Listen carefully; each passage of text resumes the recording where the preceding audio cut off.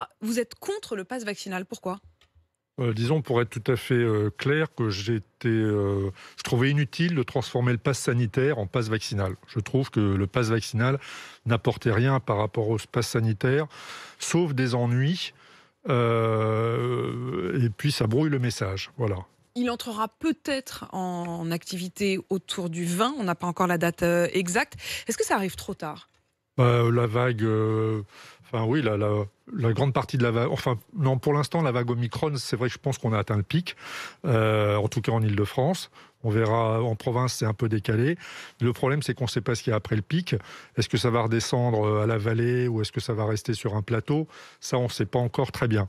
Ça veut dire Euh, qu'on prend des risques quand vous entendez, hier, j'avais le témoignage d'un des médecins de la Timone et des hôpitaux marseillais qui disaient qu'ils avaient fait le choix à partir d'hier, donc à partir de cette semaine, de reprogrammer les opérations qui avaient été déprogrammées. Son témoignage à lui, c'était de dire qu'au fond, les personnes qui avaient été infectées par le variant Delta avaient été en effet très malades et qu'elles commençaient à sortir et que celles d'Omicron, ils ne les voyaient pas arriver. Oui, c'est exactement ça. C'est ce qui s'est passé au Royaume-Uni.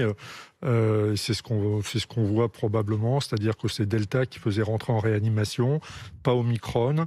Par contre, Omicron fait rentrer en hospitalisation complète. Attention, hein, donc il ne faut pas voir ça uniquement du côté de la réanimation, mais aussi du côté de Donc il l'hospitalisation. faut bien distinguer ce qui est hospitalisation, c'est-à-dire qu'il y a quand même des complications. Oui, Pour autant, il n'y a pas des complications aussi aiguës et graves qu'elles exactement. nécessitent d'être en réanimation. Exactement. Et elles sont moins fréquentes.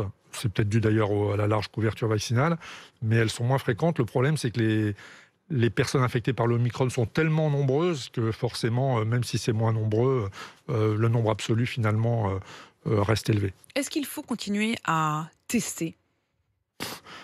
Alors ça, c'est une vraie question, hein. Je pense qu'il faut vraiment se poser la question. Quand je vois qu'on a dépensé 1 milliard d'euros au mois de décembre en tests, 1 milliard d'euros pour rien, puisqu'on a vu que à la fin de l'année, ça s'est contaminé en masse. Ce que quand vous dites pour rien, c'est que ça n'a pas empêché la contamination. Ça n'a pas empêché de connaître des pics de 300 000 infectés. Et encore 300 000 infectés, vous savez, c'est le minimum, hein. On pense tous qu'on peut doubler le chiffre.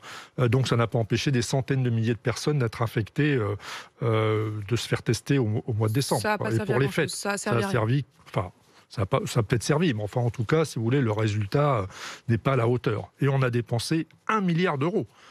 Donc, je pense qu'avec 1 milliard d'euros, on peut faire beaucoup de choses, et notamment aider, par exemple, les hôpitaux.